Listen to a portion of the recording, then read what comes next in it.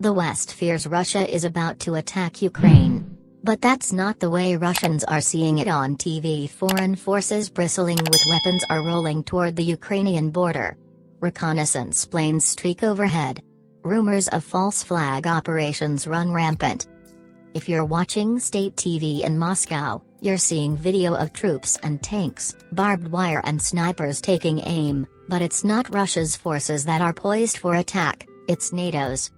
Welcome to Russia's mirror image depiction of the showdown over Ukraine. In the country's alternate media landscape, NATO forces are carrying out a plan that's been in the works for years: encircle Russia, topple President Vladimir Putin and seize control of Russia's energy resources.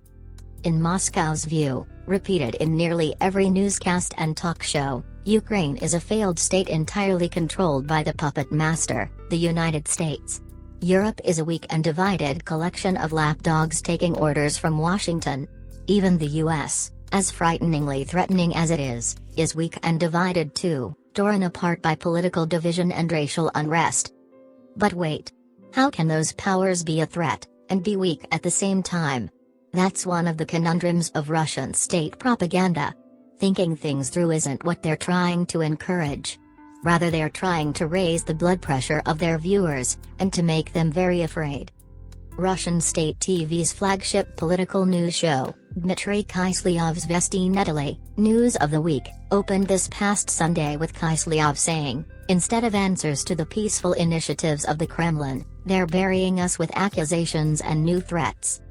Any hint of disagreement between Europe and the US or NATO is headline news in Russia, and one of the top stories on Kiselyov's show featured comments by Germany's naval chief that Putin deserves respect and that Crimea, a Ukrainian territory annexed by Moscow, is gone forever. The report ended on the satisfied note that the officer had to resign. Ukraine may not be caught up in a full-blown invasion for now, but there is already an all-out war of words in Russian media.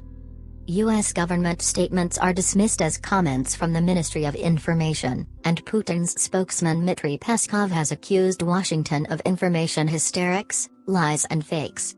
The word fake is now a Russian word, pronounced pretty much the same as the English. And maps on Russian state TV showing Russia's ally Belarus surrounded by NATO forces bear an uncanny resemblance to maps in Western media reports showing Ukraine surrounded on three sides by Russian troops. Accusations of possible Russian attacks on Ukraine are dismissed as the half-mythological threat from Russia or as Russophobia from the Anglo-Saxons. Tensions aren't high because of Russia, the Kremlin says, it's because of NATO.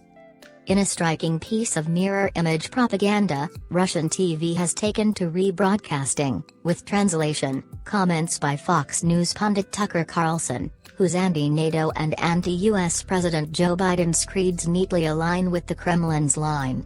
He, Carlson, ought to be on your show. One guest on a Russian talk show told the anchor. The state media blitz seems to be having an effect.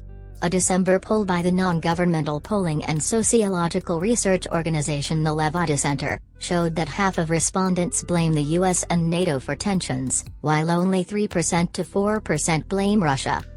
The poll found that slightly more than half of Russians believe the crisis in Ukraine will not escalate into a war between Russia and Ukraine, with more than a third, 39%, saying that they think war is inevitable, or very likely.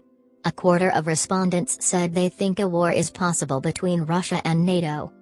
In another poll from Levada Center, also from December, more than half of respondents, 56%, said relations between Russia and NATO have seriously deteriorated, the highest result since the conflict with Ukraine began in 2014.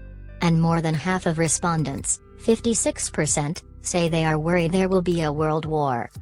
Many Russians think they're being dragged into a war by the West, according to a focus group conducted by Riddle, an online journal on Russian affairs.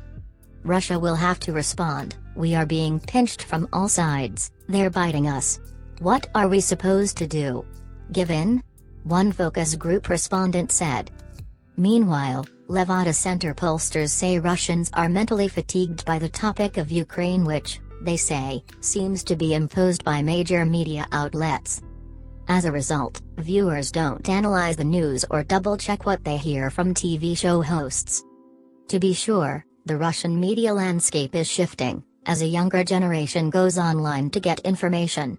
But most alternative news outlets in Russia have been shut down or marginalized, and the Kremlin's parallel reality continues to dominate the airwaves. If you liked our video, click like and subscribe to our channel, follow the War News on our channel.